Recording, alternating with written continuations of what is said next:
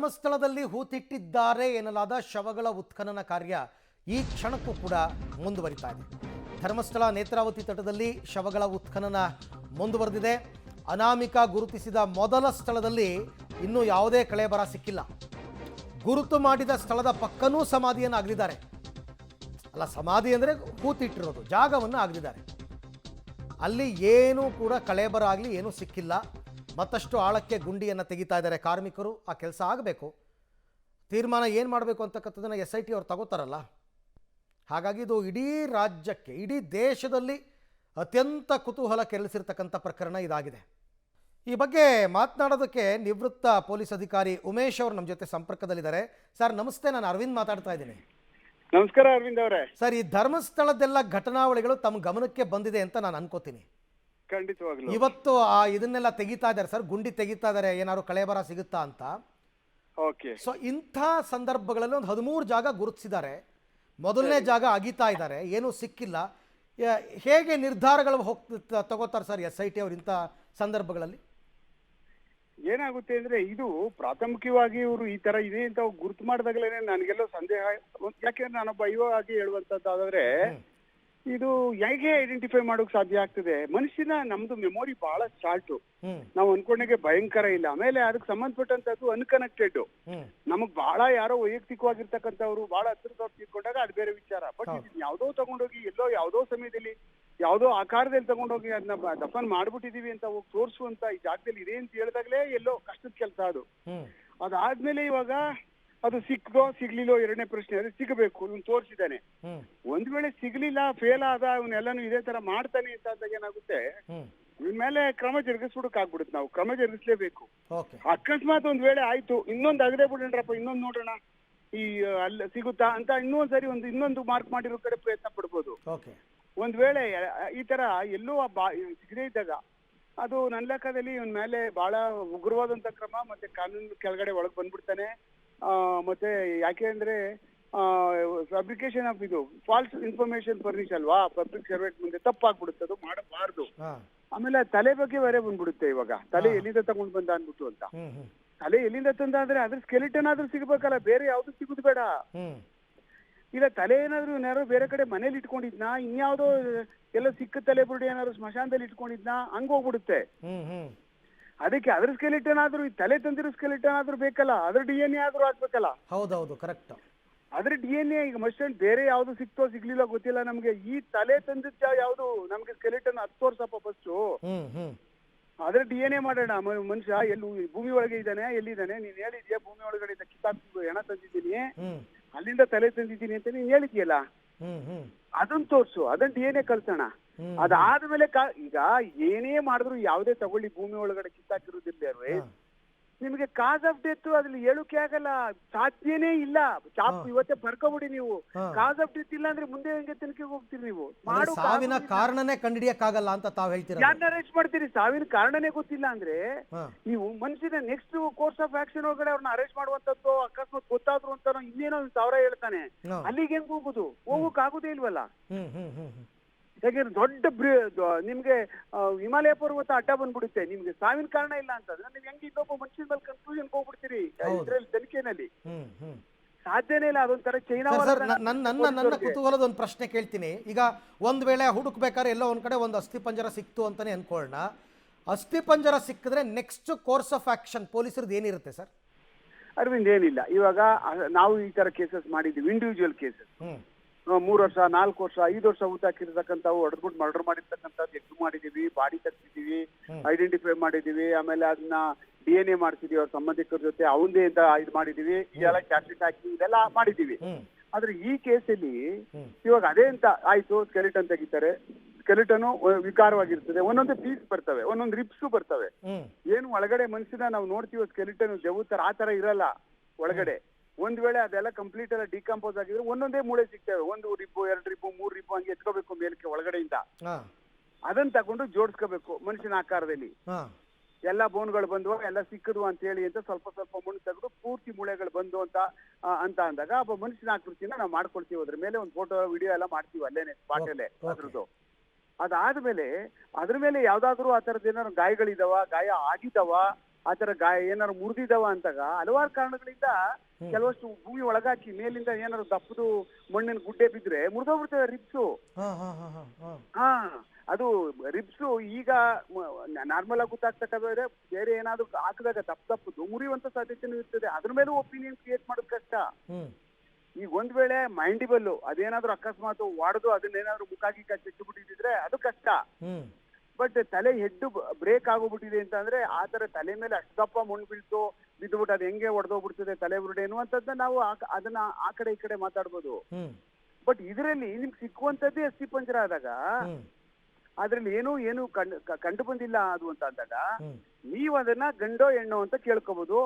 ಅಂದಾಜು ಎಷ್ಟು ವರ್ಷದಿಂದ ಅಂತ ತಿಳ್ಕೊಕ್ ಸಾಧ್ಯ ಆಗ್ತದೆ. ಅದಾದ್ಮೇಲೆ ಕಾಸ್ ಆಫ್ ಡೆತ್ ನ ನೀವು ಕೇಳ್ತೀರಿ, ಇದು ಏನಿದೆ ಇದು ಕೊಡಿ ಅನ್ಬಿಟ್ಟು ಅಂತ ಎಲ್ರಿಗೂ ಡಾಕ್ಟರ್ಗೂ ಫೋರೆನ್ಸಿಕ್ ಲ್ಯಾಬ್ ಇವ್ರಿಗೆಲ್ಲ ಕೇಳ್ತೀರಿ.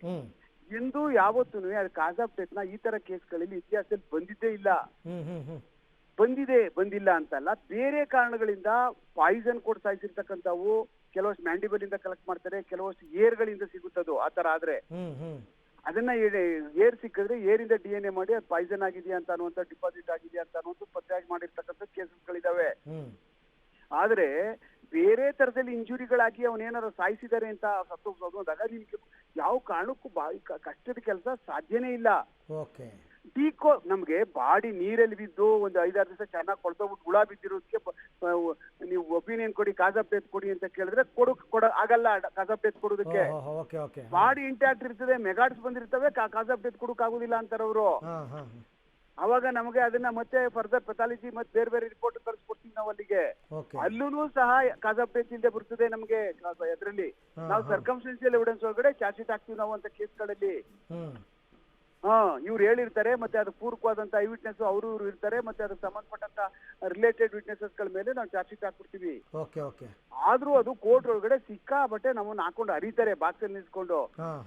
ನೋಡಿ ಯಾವ್ದೇ ಡಾಕ್ಟರ್ ಕಾಸ್ ಆಫ್ ಡೆತ್ ಇಲ್ಲ, 4 ಜನ ವಿಟ್ನೆಸ್ ಮಾಡ್ಬಿಟ್ಟು ಯಾರು ಬೇಕು ಅಂತ ಅವ್ರ ಕಡೆಯವ್ರ ಸಮ್ಮತಿಕರಣ ಮಾಡ್ಬಿಟ್ಟು ಚಾರ್ಜ್ ಶೀಟ್ ಹಾಕ್ಬಿಟ್ಟು ಬೇಕು ಅಂತ ಅವ್ರ ಕಡೆಯಿಂದ ದುಡ್ಡು ತಿನ್ಕೊಂಡು ಪೊಲೀಸ್ ಆಫೀಸರ್ ಹಿಂಗ್ ಮಾಡ್ಬಿಟ್ಟವನಿ ಅಂತ ನಮ್ಗೆ ಹಾಕೊಂಡು ಜಗ್ತರ ಹಾಕೊಂಡು ಬಾಕ್ಸ್ ಅಲ್ಲಿ ಇವೆಲ್ಲ ಜಗ್ಗಿಸ್ಕೋಬೇಕು ನಾವು ಈ ತರ ಎಲ್ಲ ಮಾಡಿದಾಗ. ಆ ಕಾರಣಕ್ಕೋಸ್ಕರನೇ ಇದರಲ್ಲಿ ಇದೊಂಥರ ಚಾಲೆಂಜಬಲ್ ಪೊಲೀಸ್ ಅವ್ರಿಗೆ ಇತಿಹಾಸದಲ್ಲಿ ಯಾವತ್ತೂ ಆಗಿರ್ಲಿಲ್ಲ ಈ ತರ. ಹಿಂಗ್ ಯಾರು ಹುಚ್ಚುಚ್ಚು ಬಂದು ಹೇಳ್ದ ಅದಕ್ಕೊಂದು ನಾವು ತನಿಖೆ ಮಾಡ್ತೀವಿ ಮತ್ತೆ ಗುಂಡಿ ಬಗ್ಗೆ ಸಿಗ್ತಾವೆ ಹೆಣಗಳ ಬೇರೆ ವಿಚಾರ ಅದೇನಾರ ಆಗ್ಲಿ.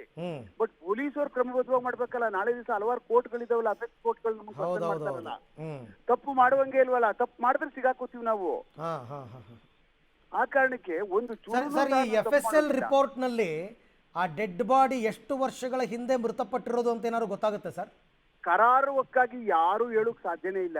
Even central forensic laboratory Hyderabad ಕಳಿಸಿ, ಸಿಮ್ಲಾ ಕಳಿಸಿ, ಎಲ್ಲಿಗಾದ್ರೂ ಕಳಿಸಿ, ಇಷ್ಟು ವರ್ಷದ ಅಂದಾಜು ಇಷ್ಟು ಇರ್ಬೋದು ಅಂತ ಹೇಳ್ತಾರೆ.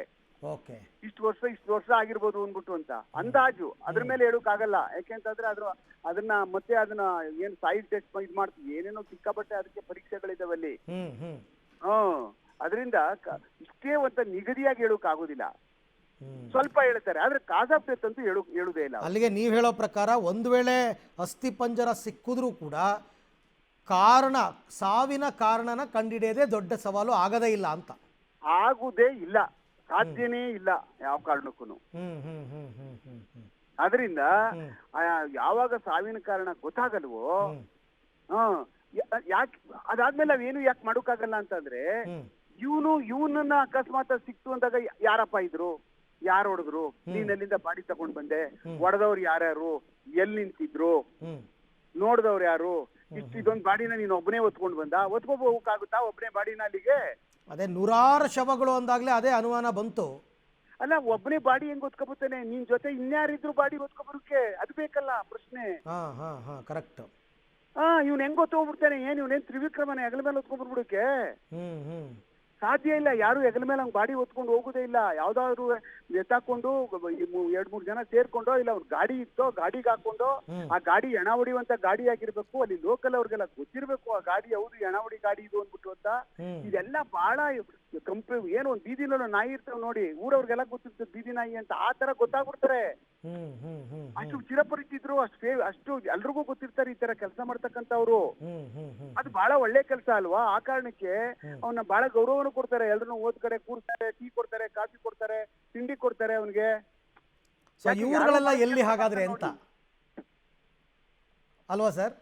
ಆ ಇವ್ರುಗಳೆಲ್ಲ ಎಲ್ಲಿ ಹಾಗಾದರೆ ಒಬ್ಬನೇ ಇಷ್ಟನ್ನು ಮಾಡಿದ್ದಾನೆ ಅನ್ನೋದಾದರೆ ಸಪೋರ್ಟ್ ಯಾರೂ ಇರಲೇ ಇಲ್ವಾ? ನೂರಾರು ಶವಗಳನ್ನ ಒಬ್ಬನೇ ವ್ಯಕ್ತಿ 6 ಅಡಿ ಗುಂಡಿ ತೆಗೆದು ವಿಲೇವಾರಿ ಮಾಡೋಕ್ಕಾಗುತ್ತಾ ಅಂತಕ್ಕಂಥದ್ದು ಒಂದು ಯೋಚನೆ ಬರುತ್ತಲ್ಲ. ಸಾಧ್ಯನೇ ಇಲ್ಲ. ಅವನೊಬ್ಬನೇ ಬಾಡಿ ಎತ್ಕೊಂಡೋಗಿ ಅಷ್ಟು ಗುಂಡಿ ಹೊಡೆದು ಒಳಗಾಕುವಂಥದ್ದು ಅವ್ರು ಹೇಳ್ತಾ ಇದ್ದಾರೆ ಸುಳ್ಳು. 6 ಅಡಿ ಗುಂಡಿ ಹೊಡಿಬೇಕಾದ್ರೆ ಮಿನಿಮಮ್ 2-3 ಜನ ಬೇಕೇ ಬೇಕು. ಹೌದೌದೌದು, ನಿಜ. ಬಹಳ ಕಷ್ಟ ಇದೆ ಸರ್, ಸುಮ್ಮನೆ ಮಕ್ಕಳಾಟ ಅಲ್ಲ ಅದು. ಒಂದ್ ಬೆಳಗ್ಗೆಯಿಂದ ಸಾಯಂಕಾಲ ತನಕ ಒಂದ್ ಗುಂಡಿ ಹೊಡಿಕ್ ಆಗುದಿಲ್ಲ 6 ಅಡಿ ಗುಂಡಿನ ನೆಲದಲ್ಲಿ. ಅದಕ್ಕೆ ಸಪೋರ್ಟರ್ ಬೇಕಲ್ಲ, ಬಾಡಿ ಎತ್ತಾಕೊಬ್ಬರಿಗೆ ಬೇಕಲ್ಲ, ಅಲ್ಲಿ ಎತ್ತಾಕೊಂಡ್ ಬಂದಾಗ ಹೆಂಗಿತ್ತು ಅನ್ಕೋಬೇಕಲ್ಲ, ಯಾರ್ಯಾರು ಇದ್ರು ಅಂತ ಬೇಕಲ್ಲ. ಹೌದೌದೌದೌದು ಸರ್, ಒಂದ್ ನಾಯಿ ಸತ್ತೋಗ್ಬಿಟ್ರೆ ಏನೋ ವಾಸನೆ ಬರ್ತದೆ. ಮನುಷ್ಯ ಸತ್ತೋಗ್ಬಿಟ್ಟವನೇ ಅಂದ ತಕ್ಷಣನೇ, ಸತ್ತೋಗವನೇ ಅಂದ ತಕ್ಷಣನೇ ಎಲ್ರು ಕುತ್ಕೋತಾರೆ. ಯಾರೋ ಮಲಿಕೊಂಡವನೇ ಕುತ್ಕೊಂಡ್ ಮಲ್ಗವನೇ ಸುಮ್ಮನೆ ಆಗ್ಬಿಡ್ತಾರೆ. ಬೆಂಗಳೂರಿನಾಗದಲ್ಲೋ ಅಷ್ಟೇ ಇದು ಅಷ್ಟೇ. ಸತ್ತೋಗಿದ್ದಾನೆ ಅಂದ್ರೆ ಹಿಂಗ್ ಹೋಗ್ಬಿಡ್ತಾರೆ, ಯಾರವನು ಅಂತ. ಮನುಷ್ಯನ ಸಹಜ ಗುಣ ಅದು. ಪೊಲೀಸರು ತಲುಪಲ್ವಾ? ಈಗ ಒಬ್ಬ ಯಾರೋ ಸತ್ತೋಗ್ಬಿಟ್ಟಿದ್ದಾನೆ, ಆ ಜಾಗದಲ್ಲಿ ಯಾರೋ ಬಂದಿದ್ದಾರೆ, ಇದ್ರ ನೇತ್ರಾವತಿ ನದಿನಲ್ಲಿ ಹೆಣ ತೇಲ್ತಾ ಇದೆ ಅಂತ ಅಂದಾಗ ನೋಡ್ಕೊಂಡು ಸುಮ್ಮನೆ ಆಗ್ಬಿಡ್ತಾರ ಪೊಲೀಸರು. ಏನು ಇವ್ರು ಹೇಳ್ದಂಗೆ ಅಷ್ಟು ಪೊಲೀಸ್ ವ್ಯವಸ್ಥೆ ಅಷ್ಟು ಕೆಟ್ಟೋಗ್ಬಿಟ್ಟಿದ್ಯಾ, ನರ್ಸತ್ತೋಗ್ಬಿಟ್ಟಿದೆ ಪೊಲೀಸ್ ಇಲಾಖೆ. ಇವ್ರು ತಿಳ್ಕೊಬಿಟ್ಟಿರೋ ಪ್ರಕಾರ ಮತ್ತೆ ಬುಡ ಹೋದ್ರೈತಿದೆ, ಸಾಯ್ತಾ ಇರ್ತಾರೆ ಡೈಲಿ. ಇವತ್ತು ಹೋದ್ರು ಹೋಗ್ತಾ ಬುಡ ಅಂದ್ಬಿಡ್ತಾರೆ ಪೊಲೀಸರು. Never in the history. ಹಂಗೆ ಹೇಳಕ್ ಸಾಧ್ಯನೇ ಇಲ್ಲ, ಅವೆಲ್ಲ ಸುಳ್ಳದು. ಬಟ್ ಕೆಲವರು ಮೃತಪಟ್ಟಿರ್ಬೋದು, ಗ್ರಾಮ ಪಂಚಾಯತಿ ಕಡೆಯಿಂದಾನೇ ಲೀಗಲ್ ಆಗಿ ಅದನ್ನ ಆಗೆಲ್ಲ ಸ್ಮಶಾನಗಳು ಇರಲಿಲ್ಲ, ಕಾಡಿನ ಜಾಗದಲ್ಲಿ ಹೂತಾಕಿರ್ಬೋದು ಅಂತ ಗ್ರಾಮಸ್ಥರು ಕೆಲವರು ಅಂತಾರಪ್ಪ. 100% ಈ ಹಳ್ಳಿಗಳಿಗೆಲ್ಲ ಇಲ್ಲಿಂದ ಬೆಂಗಳೂರಿಂದ ಸುತ್ತೋಗ್ಬಿಡ್ತಾರೆ, ಎತ್ಕೊಂಡು ಹೋಗ್ತಾರೆ, ಊತಾಕ್ಬಿಟ್ಟು ಅವರು ಜಮೀನಲ್ಲಿ ಇದೆಲ್ಲ ಇನ್ನಾರೋ ಜಮೀನಲ್ಲಿ ಊತಾಕ್ತಾರೆ, ಇನ್ನೆಲ್ಲ ಸರ್ಕಾರಿ ಜಾಗಗಳಲ್ಲಿ ಊತಾಕ್ತಾರೆ, ಊರುಗಳಲ್ಲಿ ತಗೊಂಡು ಹೋಗ್ಬಿಟ್ಟು. ಹಲವಾರು ಕಡೆ ಸ್ಮಶಾನಗಳಿಲ್ದಿರೋ ಕಡೆ ಎಲ್ಲೋ ಒಂದೊಂದ್ ಕಡೆ ಊತಾಕ್ಬಿಟ್ಟು ಬರ್ತಾರೆ ಅವರು. ಊತಾಕ್ಬಿಟ್ಟು ಬಂದಕ್ಕೆ ಹಳ್ಳಿಗಳಲ್ಲಿ ಎಲ್ಲಿ ಸರ್ಟಿಫಿಕೇಟ್ ಕೊಡ್ತಾರೆ? ಅಲ್ಲಿ ತಾಲೂಕ್ ಪಂಚಾಯತಿಗೆ ಹೋಗ್ಬೇಕು, ಅಲ್ಲಿ ಪಂಚಾಯತಿ ಆಫೀಸ್ಗೆ ಹೋಗ್ಬೇಕು, ಹಿಂಗ್ ಊತ ಹಾಕಿದೀವಿ ಅಂತ ಹೇಳ್ಬೇಕು, ಅವ್ರ ಹತ್ರ ಒಂದು ರೆಕಾರ್ಡ್ ಮಾಡ್ಕೋಬೇಕು. ಯಾಕೆ ರೆಕಾರ್ಡ್ ಪರ್ಪಸ್ಗಾದ್ರೂ ಬೇಕಾಗ್ತದಲ್ಲ. ಈಗ ಎಲ್ಲೋ ಅನಾಮಧೇಯ ಬಂದು ಯಾವ್ದೋ ಹೊಳೆಲ್ ಬಿದ್ದೋಗ್ಬಿಟ್ಟವನೇ ಎಂದಾಗ ಅವನ ಹೆಸರು ಕೇಳಬೇಕಲ್ಲ, ಹೆಸರೇನು ಅಂತ ಬರೀತಾರೆ. Yes sir, Umesh sir, thank you. Public TV ಜೊತೆ ಮಾತನಾಡಿದ್ದಕ್ಕೆ. ಒಟ್ಟಾರೆ SIT ಅವರಿಗೆ ದೊಡ್ಡ ಚಾಲೆಂಜ್ ಇದೆ, ಬಟ್ ಅದು ಉಮೇಶ್ ಅವ್ರು ಹೇಳೋ ಪ್ರಕಾರ ನನ್ನ ಅರ್ಧಕ್ಕೆ ನಿಲ್ಲುತ್ತೆ ಅಂತ. ಬಾಡಿ ಸಿಕ್ಕಿದ್ರೂ ಕೂಡ ಕಾಸ್ ಆಫ್ ಡೆತ್ ಗೊತ್ತಾಗಲಿಲ್ಲ ಅಂದರೆ ಆ ಪ್ರಕರಣದ ತನಿಖೆಯಲ್ಲಿ ಒಂದು ಹಿಮಾಲಯ ಪರ್ವತ ಅಡ್ಡ ಬಂದಂಗೆ, ಏನೂ ಮಾಡೋಕ್ಕಾಗಲ್ಲ. ಕಾಸ್ ಆಫ್ ಡೆತ್ ಗೊತ್ತಾಗಲಿಲ್ಲ ಅಂದರೆ ನೀವು ಯಾರನ್ನೂ ಆರೋಪಿತರನ್ನಾಗಿ ಮಾಡೋಕ್ಕಾಗಲ್ಲ. ಅದು ಅಲ್ಲಿಗೆ ಸ್ಟಾಪ್ ಆಗಬೇಕು ಅಂತ ಅವ್ರು ಹೇಳೋ ಪ್ರಕಾರ.